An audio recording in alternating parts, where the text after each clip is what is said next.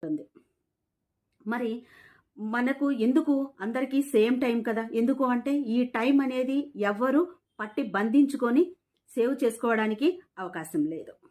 లేదు, నాకు ఈరోజు ఈ టైం సరిపోలేదు, నీ టైం మిగిలింది కదా, ఆ టైం నాకివ్వు, నేను యూజ్ చేసుకుంటాననేదానికి లేదు.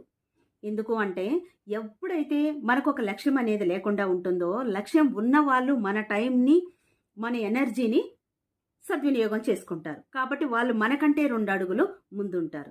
ఎప్పుడు కూడా నిరుత్సాహపడవలసినటువంటి అవసరం లేదు. ఎందుకు అంటే కాలము, మనకు ఉండేటటువంటి చుట్టూ ఉండే వనరులన్నీ కూడా అనుకూలంగా, అంటే ప్రకృతి అనేది అందరికీ సమానంగా సపోర్ట్ చేస్తుంది. ఇక్కడ ఒక స్మాల్ ఎగ్జాంపుల్ చూద్దాం. అమ్మ పెరట్లో ఉండేటటువంటి చిక్కుడుగాయలు కట్ చేసుకొని వచ్చి వాటిల్లో ఉండే మంచి మంచి కాయలన్నీ తీసి వంట చేసి అక్కడ ఏవైతే పుచ్చులు ఉన్నాయో అవన్నీ తీసి మళ్ళీ పెరట్లో ఇసిరేసేదంట. ఇసిరేసినప్పుడు అవి మళ్ళీ వర్షాకాలం వచ్చేలోపు అక్కడ ఏవైతే విసిరేశారో అవే కాయలు మళ్ళీ పొదల్లాగా అల్లుకుపోయి, అంటే పనికిరావు అని ఇసిరేసినటువంటి చిక్కుడు విత్తనాలు మళ్ళీ వర్షాకాలం టయానికి మొలకెత్తి పొదల్లాగా తయారైతే మళ్ళీ అమ్మ వెళ్ళి అదే చెట్లల్లో ఉండేటటువంటి చిక్కుడుకాయలు కట్ చేసుకొని వచ్చి మళ్ళీ వంట వండేదంట.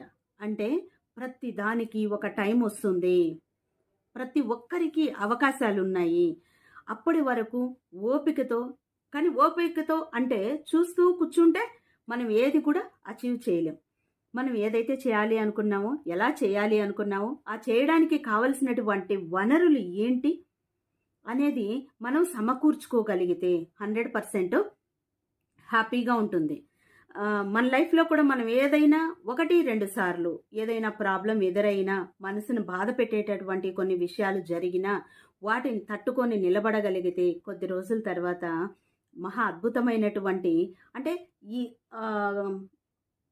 గోడకు ఇటువైపు ఉండేటటువంటి కాలం అంతా కూడా మనకు తెలిసి మనం ఫేస్ చేసి మనం ఎదుర్కొన్నటువంటి సమస్యలైతే ఈ సమస్యల నుంచి బయటపడి అటు సైడ్కి వెళ్ళిన తర్వాత మరో అద్భుతమైనటువంటి ప్రపంచం ఉంటుంది, మరో అద్భుతమైనటువంటి లైఫ్ ఉంటుంది అని మన పెద్దలు చెప్తారు.